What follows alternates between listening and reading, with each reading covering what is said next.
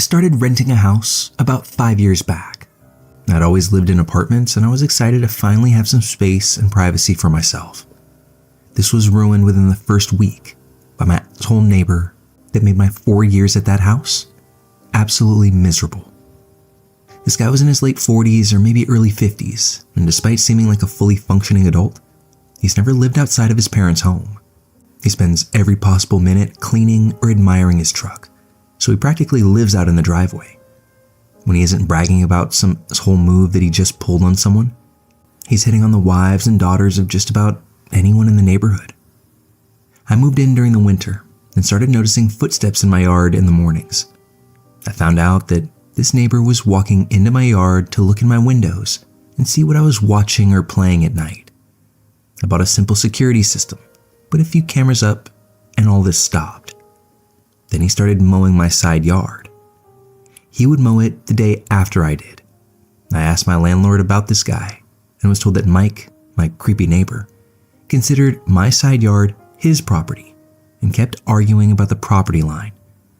At that point, I felt like it was just grass, so I let it go. But things got weirder. If I had guests over, Mike would stare at them and sometimes make comments when I wasn't around to hear him. If I happened to be in my backyard, he would find some reason to be in his backyard. If I was in the house or the front yard, he was in his driveway where he could see directly into my living room. If I happened to be mowing my yard, he would get out a lawn chair and sit to watch, putting the lawn chair away as soon as I was done. It came to a head when I caught him sending his dog into my front yard one morning, instead of letting it out into his fenced backyard like he normally would. I told him to stay on his side of the property line, and he replied that he was going to break into my house in order to smash my computer and my cameras. Cops were called after this incident, and Mike got off with a warning. Well, last fall, I told my landlord that I was ready to move out. During the conversation, I found out that Mike happened to be on workers' comp for an injury that he sustained while on the job, and that he was now bragging about how he was using his workers' compensation checks to set up his own under-the-table landscaping business. My landlord, like most of the neighborhood, doesn't really like Mike. The landlord's son and family live across the street, and Mike has hit on the wife a few times over the years. He's also started trying to talk to their 17-year-old daughter.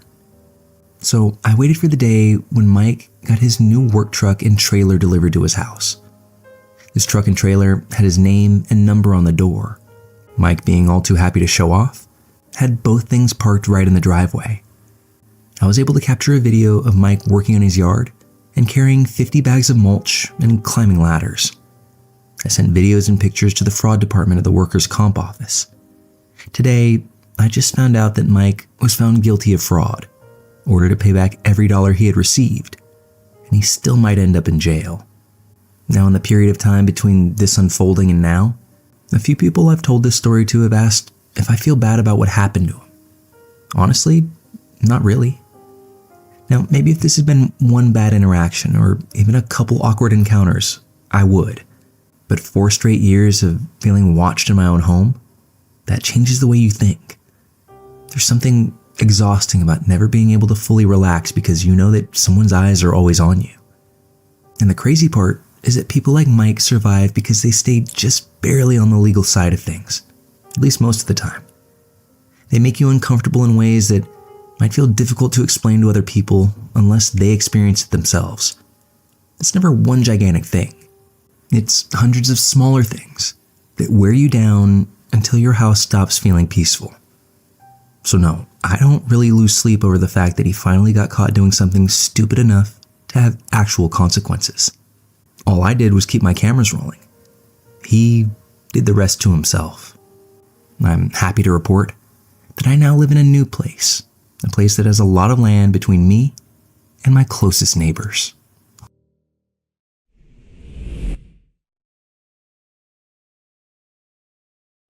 My story ended up being much longer than I expected after typing it all out.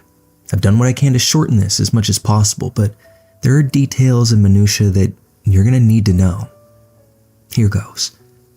Back in 2018, I had a temporary internship out in California at insert any large tech company name.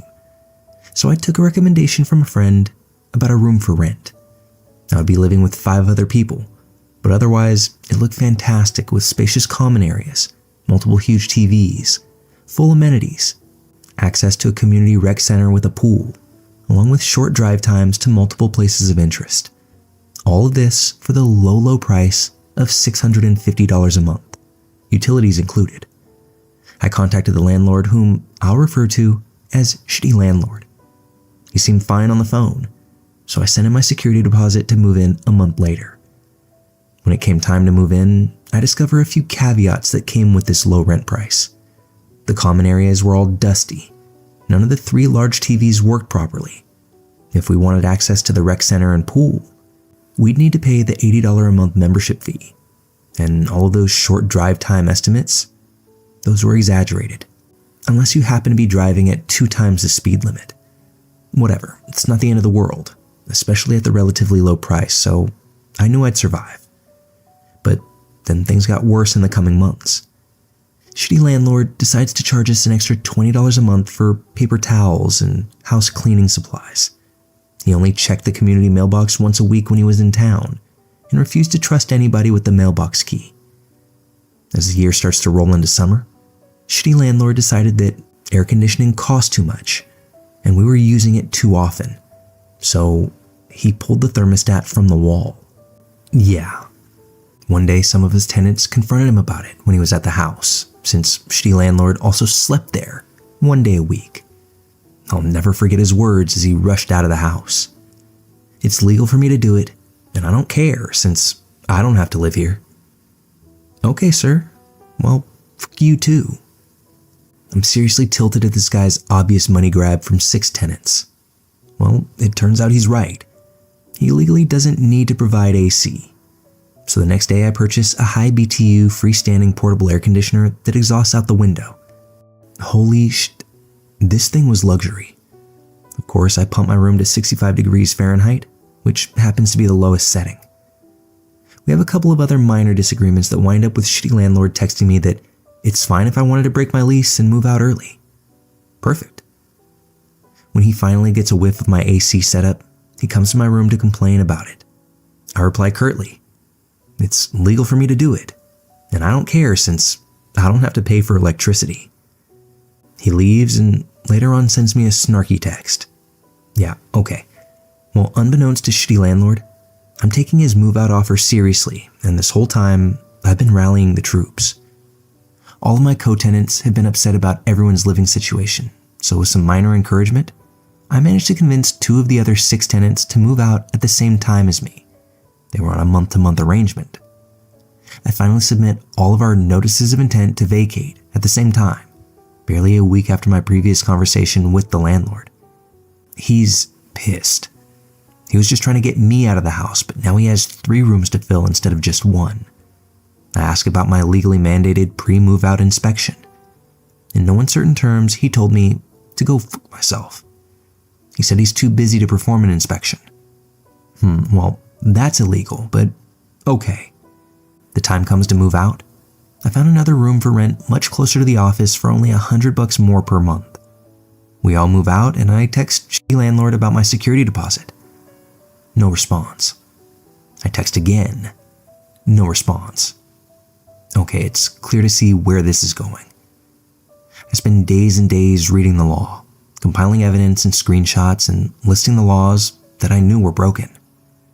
The smoking gun was the statute that requires a pre-move-out inspection and a list of things to fix, along with itemized lists of deductions within 21 days, or else Shitty Landlord loses the right to withhold any of my deposit. In addition, he would be subject to paying damages if he's found to be acting in bad faith. I text again and again. I give him plenty of leniency, and I even cite the laws so I can prove in court that I'm acting in good faith. And Shitty Landlord intentionally ignored the laws that I made him aware of. Shitty Landlord probably thinks I'm a young pushover college student who won't follow through with legal threats. Well, sir, we're going to court because I'm petty as when it comes to people trying to screw me over. I file in small claims for $650, plus damages, plus court costs. Shitty Landlord files a counterclaim of $2,000 for damages to the property claiming I caused flooding and I broke the microwave. Okay, buddy, let's see how this goes. In response, I gather the testimonies from 3 of the other tenants, and I build my case into a 40-page packet of evidence, complete with page numbers, a table of contents, and descriptions for every screenshot and photo included. I make 3 copies of everything and submit one to the court and one to the defendant, shitty landlord.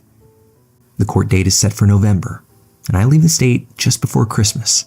So we're actually just in time to appear in person since my internship ends and I fly home right before the holidays. Landlord starts filing requests to postpone the trial. He cites a doctor's appointment and that motion is granted. Court date is rescheduled for a month later, in December, but still before I fly home. New court date approaches and he files another request to postpone, citing another doctor's appointment. Somehow, that motion is granted as well, and we're rescheduled yet again in the new year. Damn.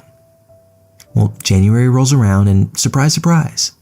Guess who's got another doctor's appointment conveniently on the same exact day of the trial?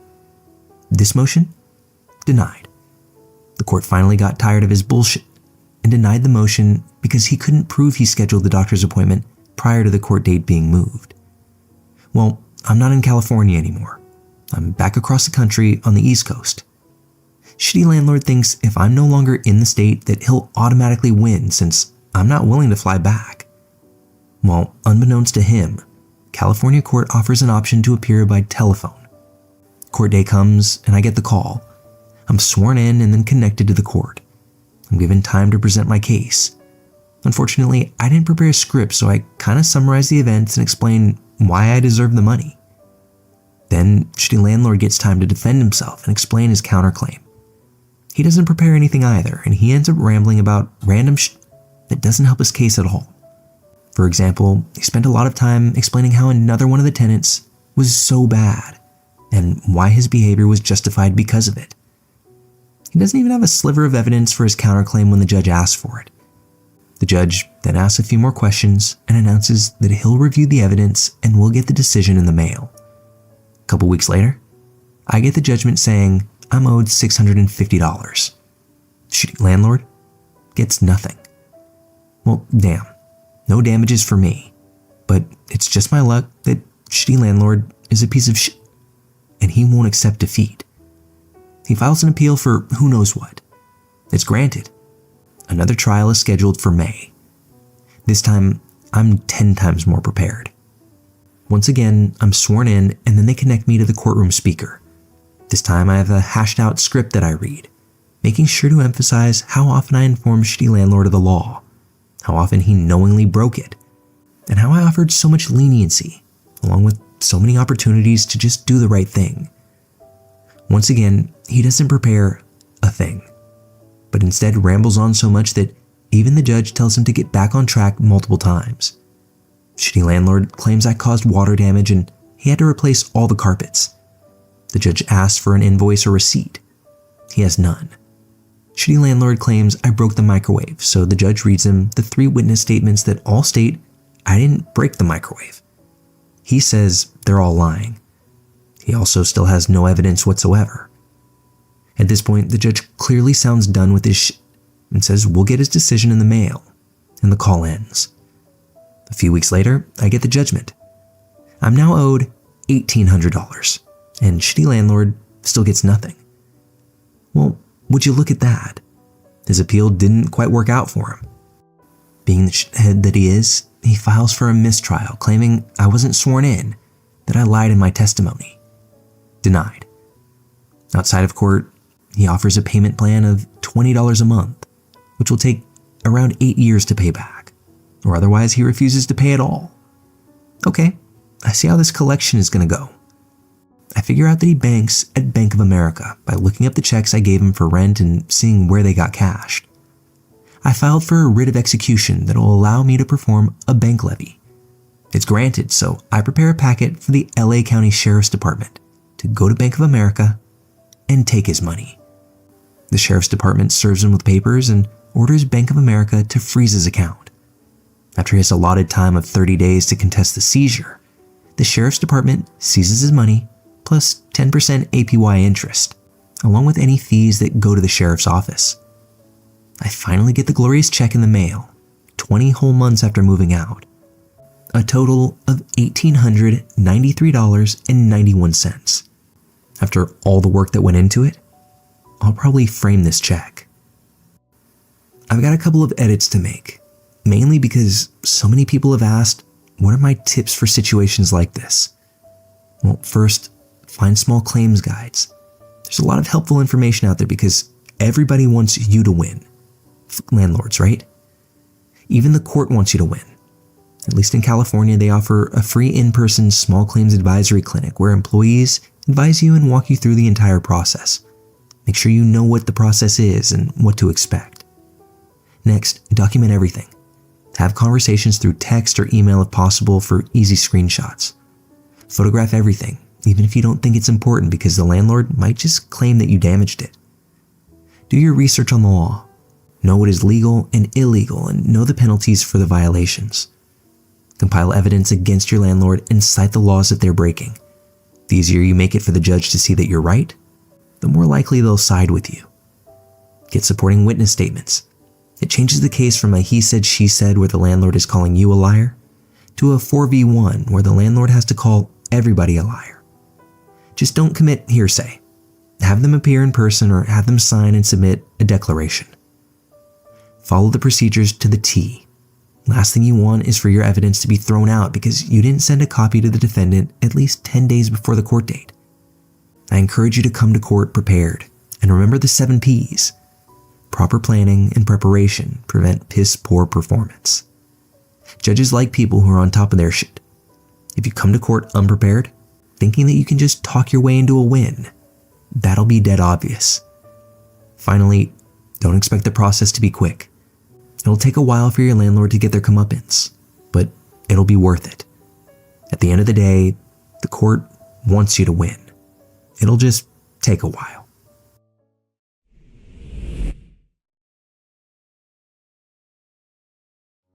In college, my 2 friends and I decided to find a place together off campus. We found this beautiful 3-bedroom house with surprisingly affordable rent. The basement of the house was listed as a separate apartment, and seeing as it had a separate entrance and the indoor stairwell had been blocked off, it fit the bill and we weren't worried. Small caveat, the thermostat for the entire house was upstairs in our place. The spot was great. We loved it for a few months. But about halfway through the lease, that's when our demon neighbor moved in. From upstairs, we could hear everything going on in that basement unit. This adult woman would call her mother and scream at her for hours to pay for her cell phone bill or to give her grocery money, aka funds for Taco Bell and cheap tequila. She would scream at whatever guy she was sleeping with to bring her meth. And one day, she brought home 3 puppies, all for her to scream at as well. We were utterly terrified of this woman, and the noise was hell. Also, we'd been idiotic enough to sign a lease stating that we were responsible for all utilities, period. Meaning we were now financing her gas, water, and electricity. But now, with only a couple months left on the lease, we thought we could just ride it out. That's when the smoking started. Constantly. According to the landlord, the downstairs neighbor had quit for good when she signed the lease, but for good only lasted 2 days. Since it was winter, the heat was running nearly 24/7, and the smoke was wafting up from the downstairs through the vents. Our apartment and all of our belongings began to reek with cigarette smoke. We promptly contacted the landlord because we'd signed for a bloody non-smoking apartment. And he told us that we lived in a state where you could technically call an apartment non-smoking, even if it shared ventilation with a smoking apartment. By the way, fuck you leasing laws. At this point, my 2 roommates were heading out for a 2-week vacation. They happened to be online students while I was residential, leaving me alone in the apartment with the demon smoker in our basement. I couldn't sleep, I couldn't eat, because my idiotic stomach decided to react to all the secondhand smoke by aching and cramping constantly. After 3 full days of this, I'll admit I was a little insane, and that's what caused me to make a plan. I checked the upcoming weather forecast, lows in the 20s all week. I borrowed a friend's ultra-insulated sleeping bag. I bought one of those ski masks with the holes for your eyes and your mouth. I got out my stocking cap, my long underwear, my woolen socks, and my down parka. I bought tea, hot cocoa, ramen, and I prepared to live off a diet of hot liquids. That's when I turned off the fucking heat. Day 1, she's screaming at her mother for forcing her to move into this frozen hole of an apartment. Day 2, she's now screaming at her boyfriend or meth dealer because he won't let her move in with him. Day 3, she's screaming at the landlord about how she's fucking freezing. Day 4, landlord shows up at my door. I greet him fully ski masked up, wearing my parka and my stocking cap, looking like I'm surely heading out to rob Santa Claus at the North Pole. He asks me if I don't find it a little chilly in the house. I reply I'd found all the cigarette smoke a little warm. Day 5, she's now screaming about the bitches upstairs to anyone who will listen. And I'm sitting upstairs, clutching my car keys, my pepper spray, all with 911 pre-typed out into my phone. She finally decides that she's fucking leaving and moving in with Greg, even though, quote, he just got out for stabbing Travis, and he lives in that fucking creepy house in the woods with all those asshole-biting dogs. Day 6, she's gone. I silently say some blessings for Greg. Moral of the story, there's always a reason that the rent seems too good to be true. And one final PS, for any of those wondering, I did have a friend who worked plumbing stop by to give me some advice about how low I could go before I burst the water pipes to hell and back. Thank you for your concern.